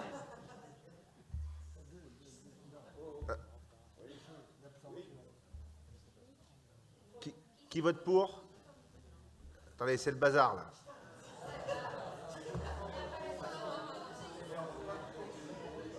Vous êtes vachement dissipés ce soir. Alors, qui est contre?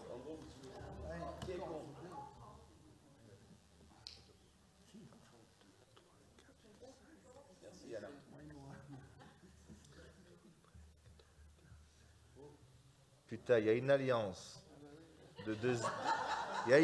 de zémouristes, de PCF, de on ne sait plus quoi. Eux non plus, d'ailleurs. Et Gaston et Fabien sont d'accord, c'est incroyable. Alors, qui s'abstient? Eh bien, la délib est rejetée. Qui est pour?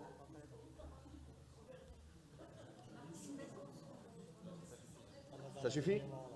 Ça passe ou pas?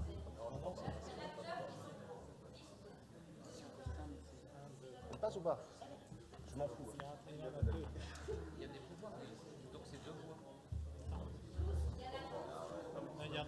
Et sans rire, vous êtes pénible quand même. Hein. Alors, on se calme. On recommence. Si, parce qu'il y en a qui ont des pouvoirs. Non, mais vous voulez vous amuser, moi aussi je vais m'amuser. Donc, qui est contre? Regardez qui a des pouvoirs là. Le maire a changé de vote déjà 2 fois depuis tout à l'heure. Monsieur Lagedamon, vous votez pour votre délibération quand même? D'accord. Non mais c'est important de le savoir.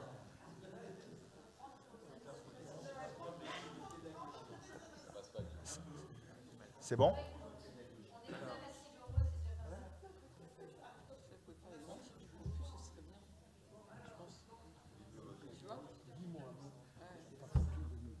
Alors, qui s'abstient?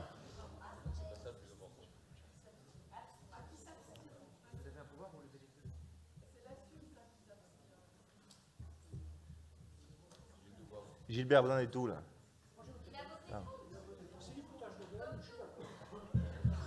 C'est bon?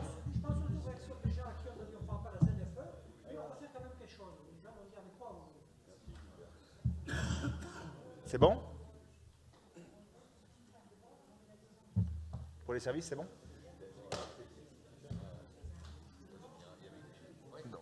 Donc ça donne quoi? Vous me donnez le résultat, s'il vous plaît?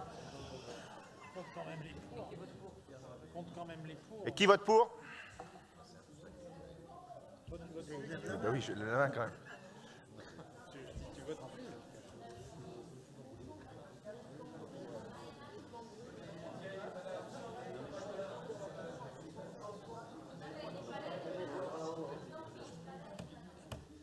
Eh bien, si j'avais cru que l'animation serait là-dessus. Au moins 13.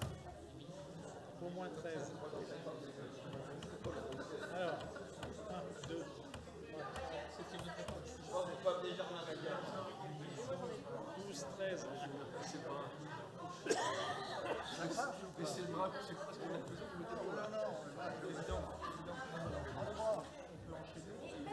Allez, on continue et on vous donnera le résultat après.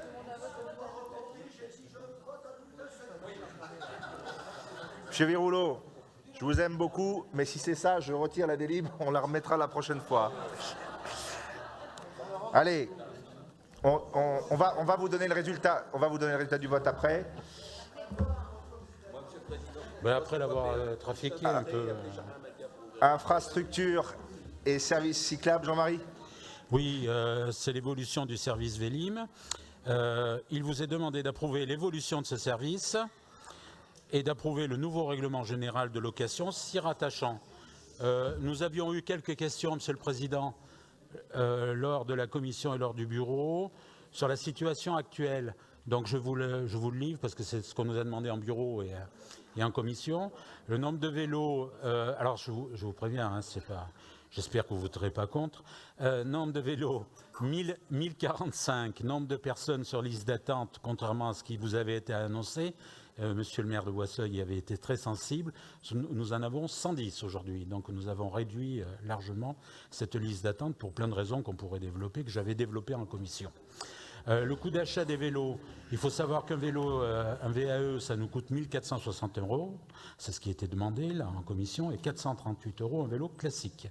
Les tarifs, c'est 10 € par mois pour un vélo classique, soit ou par an 100 €, et 30 € par mois pour un vélo à assistance électrique. Le coût de fonctionnement pour l'année 2021, c'est exactement 287 000 €. Le coût 2002 est en cours de finalisation. Voilà ce qui avait été demandé en commission et en bureau, Monsieur le Président. Merci Jean-Marie. Des questions? Oui, Philippe. Comme ça, je vous regarde. Oui, merci Jean-Marie. Effectivement, par rapport au chiffrage qui avait été annoncé au moment de la commission, ça a amené certaines questions. C'était pour ça que j'étais intervenu. Et la réponse que tu amènes aujourd'hui conforte donc la décision qui avait été un petit peu amenée ce jour de la commission. Et donc, je te remercie de ces précisions qui me paraissent plus cohérentes. Je t'en remercie. D'autres remarques? Des oppositions? Des abstentions? Unanimité, Monsieur Lage-Damon. Transition énergétique. Émilie. Écopole Aster, modalité de la concertation. Il vous est demandé d'approuver les modalités de la concertation proposées pour le projet d'Écopole Aster conformément au Code de l'environnement. Pour rappel, on pouvait faire valoir un droit d'initiative pendant 2 mois et on n'a eu aucune demande particulière et aucune remontée. Convention de partenariat avec GRDF, IDEX et EQTEC relative au projet d'unité de production de biométhane deuxième génération. Il vous est demandé d'autoriser le président à signer la convention de partenariat relative à ce projet. Concession de services publics de production, distribution et de livraison de chaleur, rive gauche de Limoges. Approbation du choix des tributaires et du projet de convention. Il vous est demandé d'approuver le choix et de retenir comme concessionnaire pour la conception, la réalisation, l'exploitation du réseau de chaleur rive gauche de Limoges, le candidat Engie Energy Service, d'approuver le contrat de concession de services publics afférents et d'autoriser le président à le signer pour une durée de 30 ans.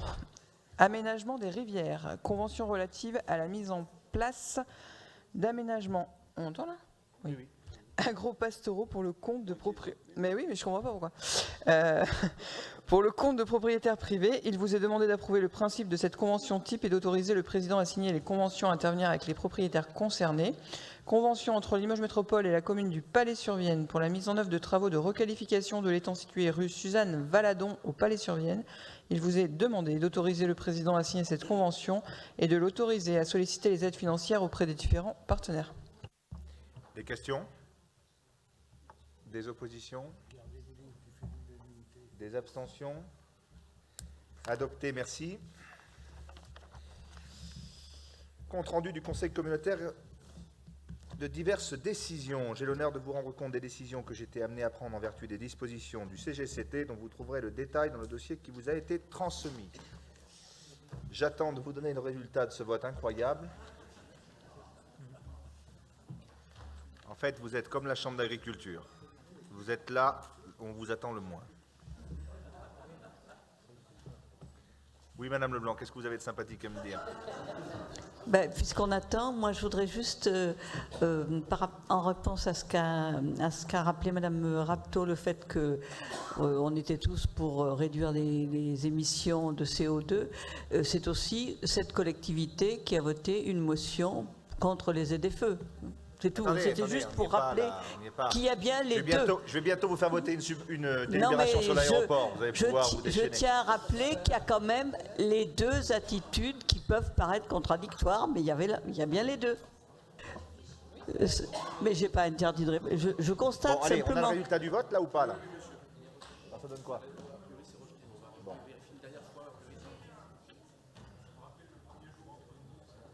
Rémi, on va être obligé de voter à bulletin secret.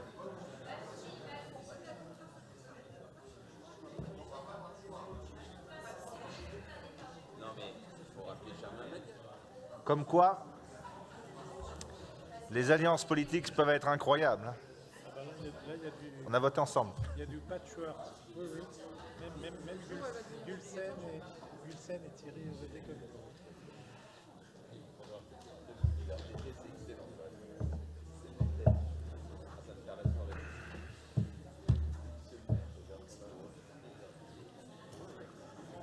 Bon, vous savez pas ce qu'on va faire. Je suis obligé de rester là ou pas? Non, parce que sinon on va trinquer. Sinon on va trinquer à la santé de la ZFE et je vous annonce le résultat là-bas. Hein.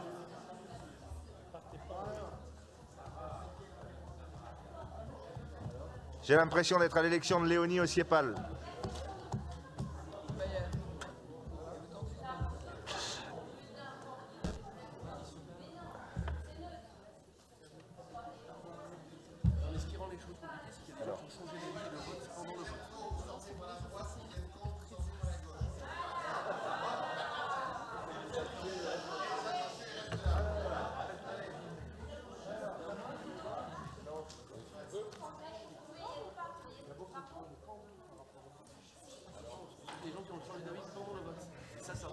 Ah, mais ça, on les connaît, ceux-là. On peut les citer même. Dans 5 ans, quand ce sera c'était pas dit, si c'est déjà obligé.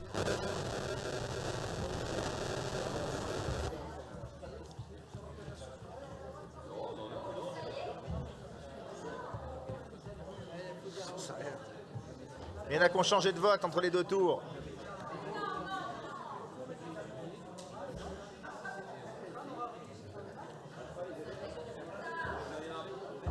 Vincent Léonie est élu vice-président du Siepal. Après l'ouverture de Lyon par Jamar Média, Est élu président du Siepal. Ça avait recompté pendant 2 heures comme ça. À une voix, ça s'était joué. À une voix, ça s'était joué.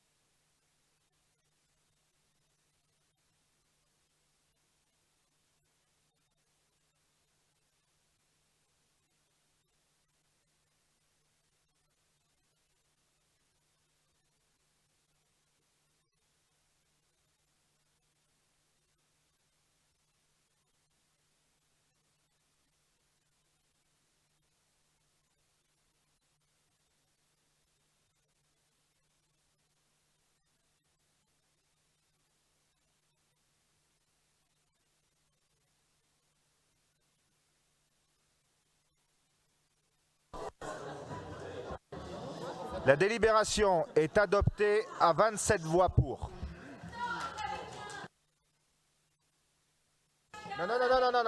Non. Faut faire confiance au service. La délibération est adoptée à 1 voix de majorité. Voilà.